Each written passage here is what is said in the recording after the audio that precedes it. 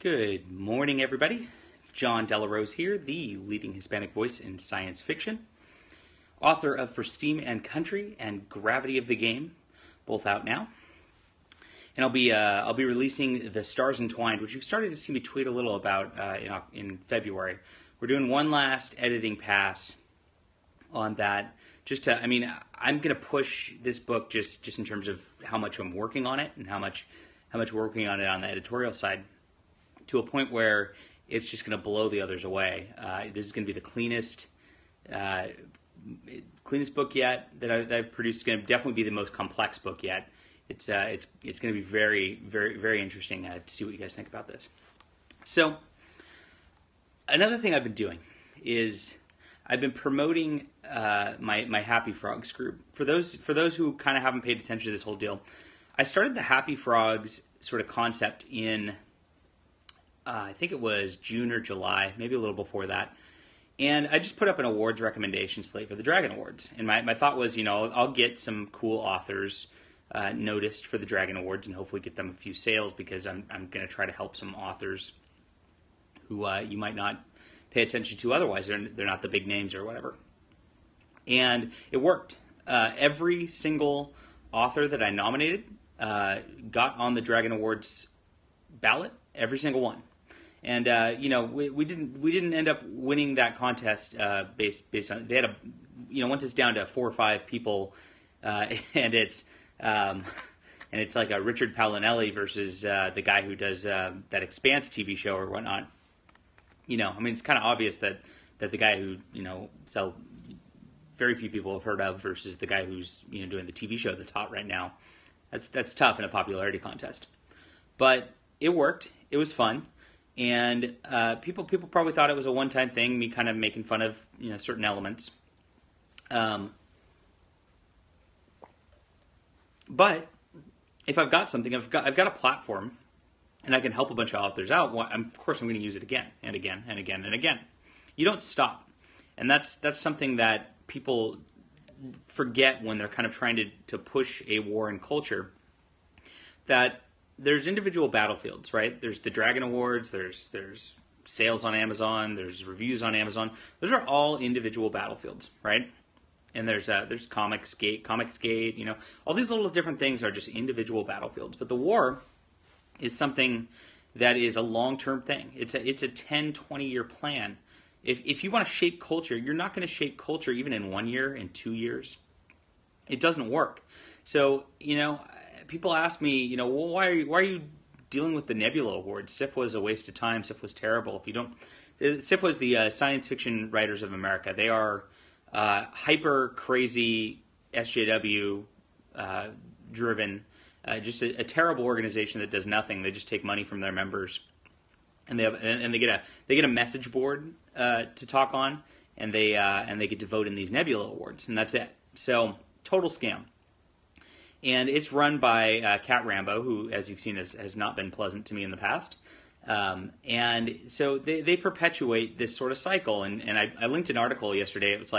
They posted an article. I actually offered to write an article for them, which was "Don't Attack Down." And it was definitely meant to be a message to Scalzi and Cat Rambo. Why are you attacking this guy who has 2 books out? I've got 1,000 fans, and you guys are New York Times best-selling authors, leaders of these organizations. Like, why did you go out of your way to find me and just talk trash about me? It just makes no sense, and it's a bad look for them. And really, at the end of the day, it's a bad look for them, and I just gain a free audience because they torch me, right? So I wanted to write an essay for them about that, because I think it's foolish to attack down ever. Like just never do that.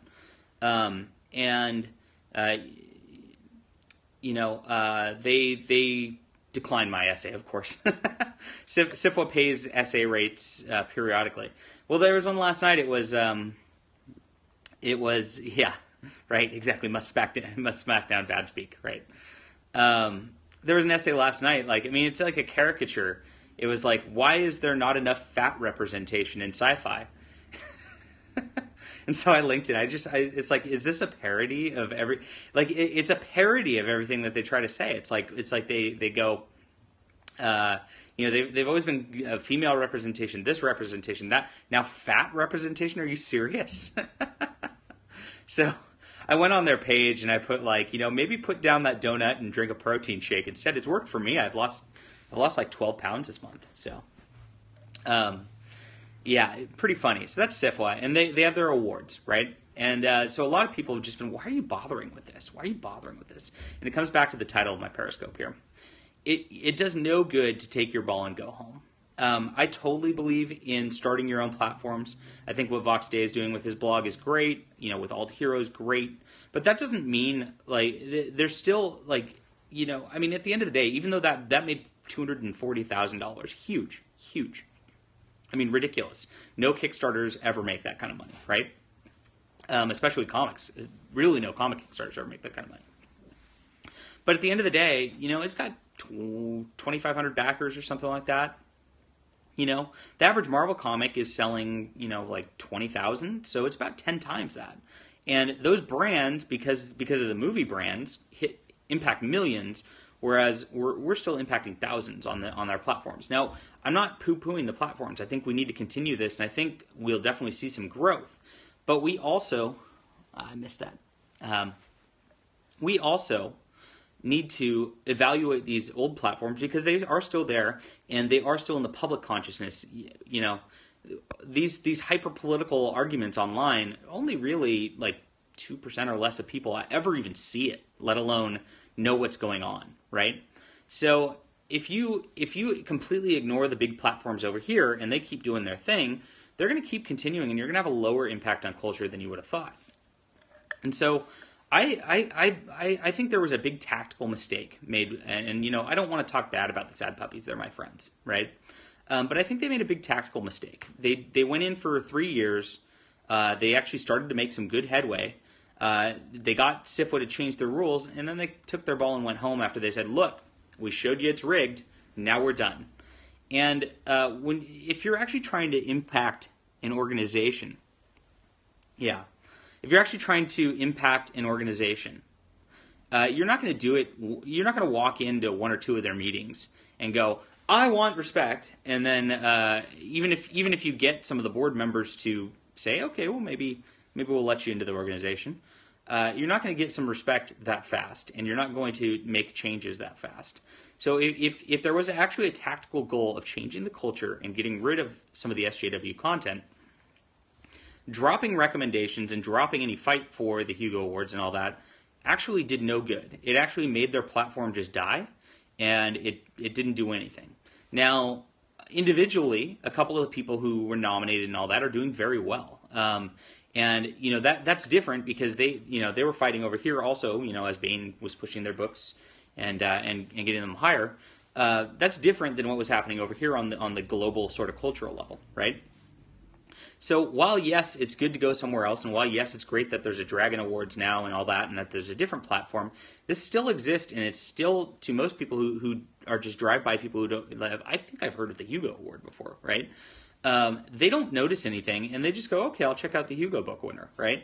They have no idea any of this has gone on, despite the fact that it seems like overwhelming conversation online.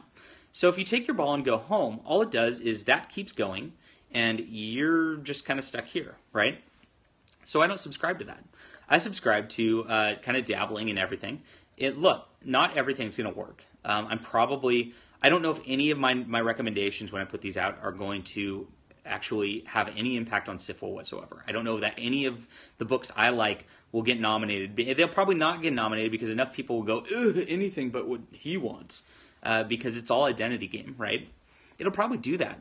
But I'm still there. They're still reading what I'm saying, and I'm still making an impact, right? And more than that, because of sort of the cascade effect of social media, the things that I promote, when they start to poo-poo them, and they will, those will get some more attention that they wouldn't otherwise, right? So I'm going to help out a bunch of authors who are going to see their work get a little more accolades than it usually does. And it might start a little storm, and who knows. I'm I'm doing things a bit. You got to change your tactics for the venue too. Vox Day has talked about this quite a bit. But the Dragon Awards venue, since it's open voting for anybody, I could sneak in like some authors that nobody's heard of and that are fun and that I just love their books, versus this. This is a closed voting system of the enemy, right? For the most part, there's a few good apples in there, and the few good apples, by the way, are going to notice what I'm doing here. They might not vote entirely of the slate, but they'll see it, and they're actually going to check out these works and actually read them, which is what's more important, right? So there's a few good apples in there, but it's a different system. So I'm going to have to change my tactics, and it's going to have to be a different sort of a different recommendation scale than it's going to be for other more open award systems. But I'm never going to take the ball and go home. I'm going to take the ball and I'm going to run straight for the end zone every single time, even though I don't watch the NFL. But this is why I'm going to have a better long-term impact on culture than people who dabble in one fight, get sick of the heat, and stop. Right? There is something to be said. Like, I understand that the heat's hard to take. I understand that it's not fun whatsoever. It gives you heartburn. It gives you ulcers. It's very stressful, right? The online environment's very stressful. But if you take a step back and don't take it personally, and see this as a global kind of conflict, I think it makes it a little easier to deal with, and it also is very important work that's being done here. So yeah, the culture game is going to take 10, 20 years. You have to change an entire generation's thoughts. You can't just go in and do something for a year or two in one venue for like one day a year and expect that that's actually going to make a tremendous impact. It's not. And so I understand this. I understand long-term marketing. I understand how it works, and we're going to do some interesting things. So I'm waiting on. I'm working on my Happy Frogs Nebula Award nomination recommendations. I've got most of the categories pinned down at this point. I've reached out to a number of people who are both just people who have supported the Happy Frogs in the Dragon Awards, and industry professionals who I'm not going to name because they can't be associated with me, but very, very highly respected industry professionals I've reached out to, and I've gotten some feedback from them. What I've done with this slate, you'll kind of be, I've really apoliticized it. You won't be able to pick something political out of it. I mean, I'm obviously recommending my Gravity of the Game on the novella side, and that'll get picked at. But that's fine. That's the whole point of this from my perspective, right? But I'm picking stuff that you probably be like, huh? And that's okay. It's gonna be a little bit different. Because of the battlefield and because of what my objectives are and because of who actually gets to do the voting in this. So you're not gonna see like a pretty steady indie conservative mainstream group like I have for the Dragon Award recommendations. The Hugos, when I get around to the Hugos, it'll probably be like Sif was here, Dragon's here. Like the Hugo recommendations will probably be somewhere in between. And again, it's because I'm changing tactics for battlefields. The bottom line is there's a lot of good books out there to recommend, right? There's a lot of good stories out there to recommend. Everything I put up is going to be deserving of at least a read and deserving of a vote also. There's great stories, and because it's all subjective, once you get to a certain quality bar, because it's all subjective, all this stuff's good. It's not like I'm saying vote for this because it's not a good book, but I'm not doing that. But there are certain, I talked to a number of authors who are in my sort of indie scale side, and they're like, well, I've got a short story that's out in this magazine. Well, it's like, that magazine probably sold 50 copies, and, people don't know your name, and I like you, I liked your story, I read it, but this is not a personal affront or anything like that, but tactically, you don't really have a shot at getting a SIF1 nomination, so let's be honest with that. So I'm trying to put things that could actually get nominated, that people, if they're going to make a fuss about it, they're going to do so against something that's like a very good work that is by somebody respected and is going to be something weird for them.